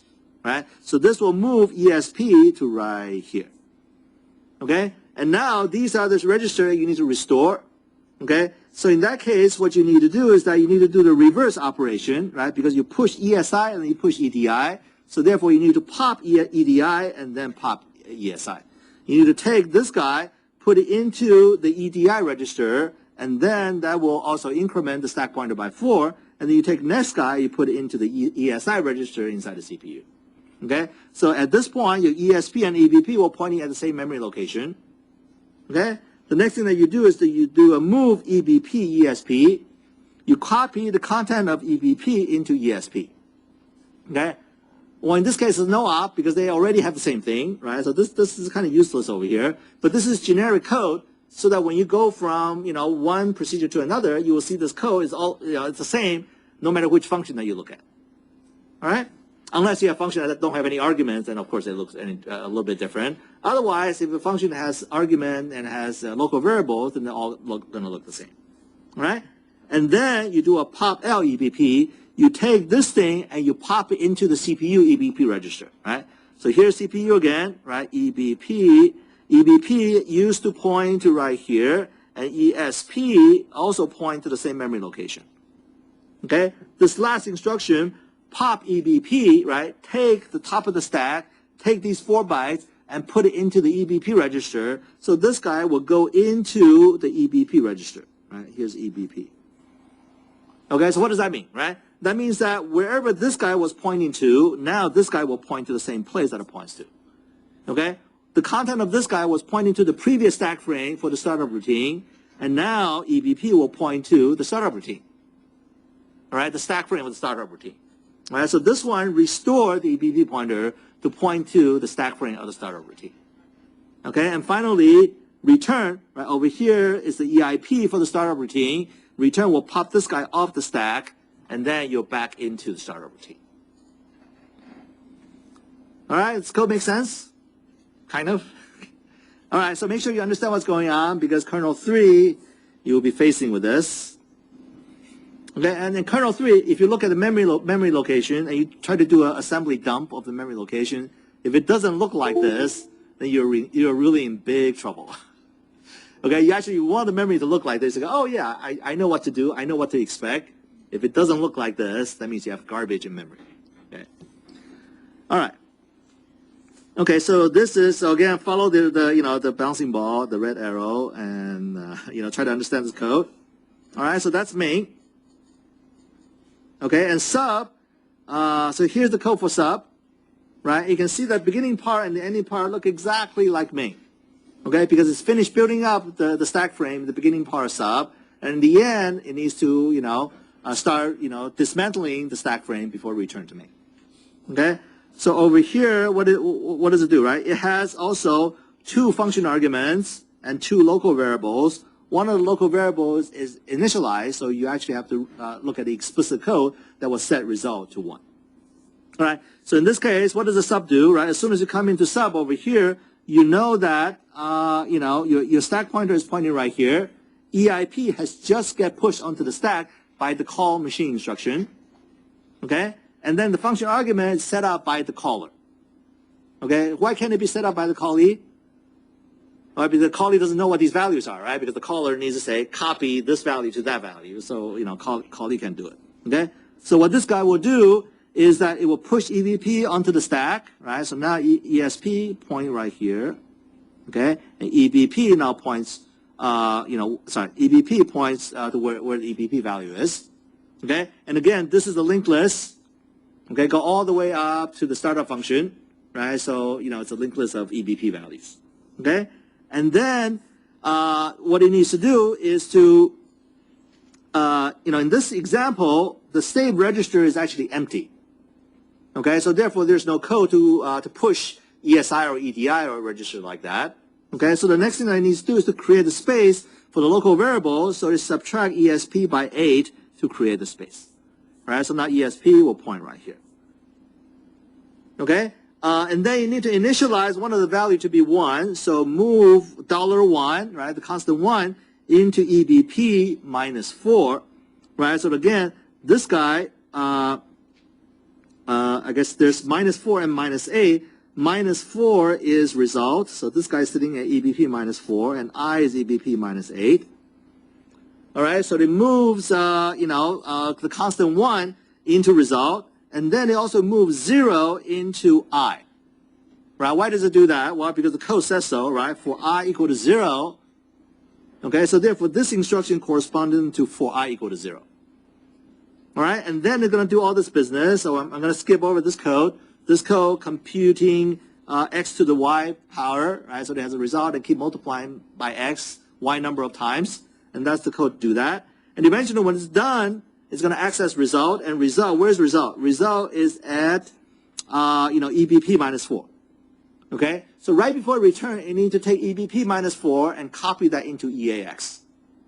All right? So therefore, that's exactly what it does, right? Move EBP minus 4, which is the value of result, put it into EAX, okay? And then move out EBP to ESP.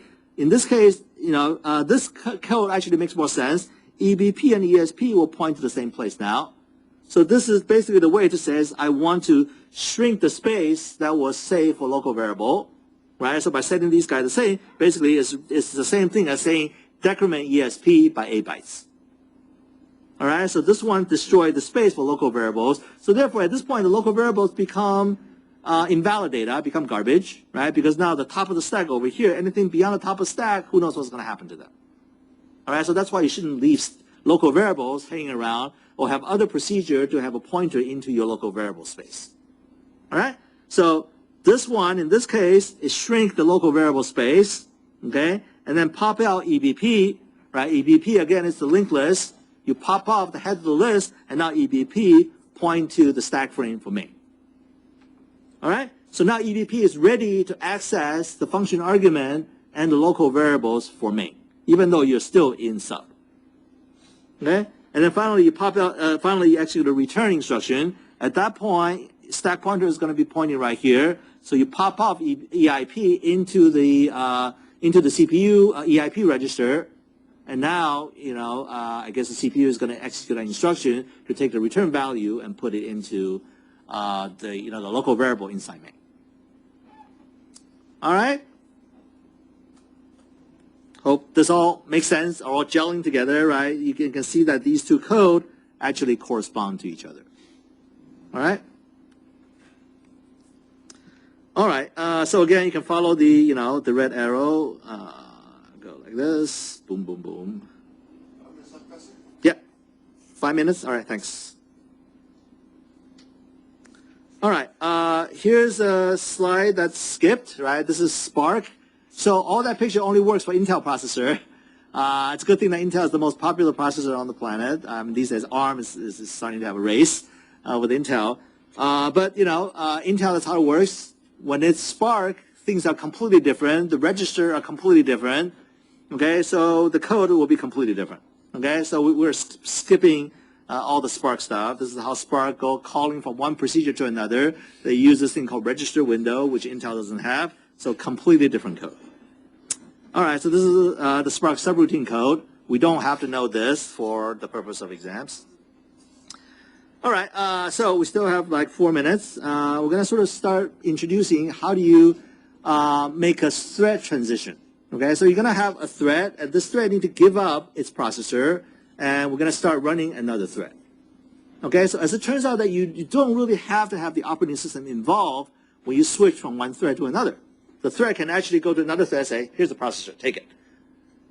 Okay, without going through the operating system. All right, so to understand, the context of a thread, right? Here is a thread. A thread has a thread control block. Okay, what's inside the thread control block? Well, anything that's related to that thread. And you can have a bunch of threads that are related to one another.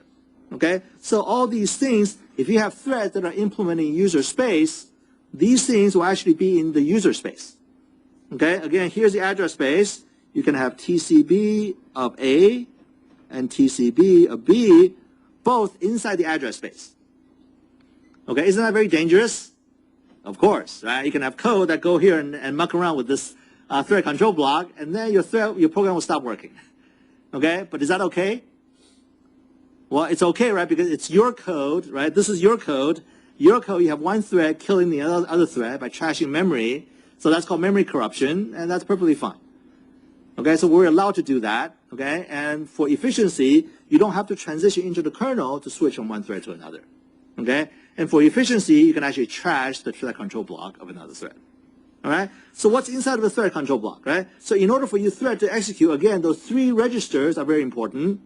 Okay, so if you think about you're executing one thread, if you just want to switch to another thread, it's almost like a procedure call. All right, all you have to make sure is that, you need to save the context, and when you switch to the context of another thread, you need to make sure you use another stack. Right, and then your stack, so if you switch to another stack, then what's important about using that stack? Right, ESP is important because you need to point to the top of the stack so you can make function calls. And also EBP need to point to the top of that stack, point to the top stack frame. Okay, so if you change ESP and EBP to point to that stack, right, so you switch to another stack, okay, ESP now point here, EBP points right here, EIP, here's code, right? So when you switch to another function, the other function, the code is in the code segment already, right? All your thread, all the codes are right here, so EIP will just point right here. Okay, so all you have to do when you switch from one thread to another, it's like a function call. Okay, you just have to make sure that these 3 registers point to the right place and you're done. Okay, so actually switching thread is very, very simple, right? Over here we draw multiple stacks over here inside the entire address space. 1 minute warning. Okay, so you just have to remember that when you save the context of a thread, right? This thread is executing. Okay, it needs to give out the processor. So I need to take the stack pointer and the EBP pointer and write it somewhere in here. Okay, actually, do I have to? Where is this EBP stored? EBP, actually, there's a copy on the stack. All right, so I can actually sort of play a trick to have EBP written on the stack, then the only thing I have to save are the stack pointers. Okay, maybe the CPU has some other registers. When I save, to go to run another thread, I need to also save some additional CPU registers. Okay, but that's all the context I have to do to switch from one thread to another. All right, I'm going to stop now. Next time, we're going to look at the code to see how this is done.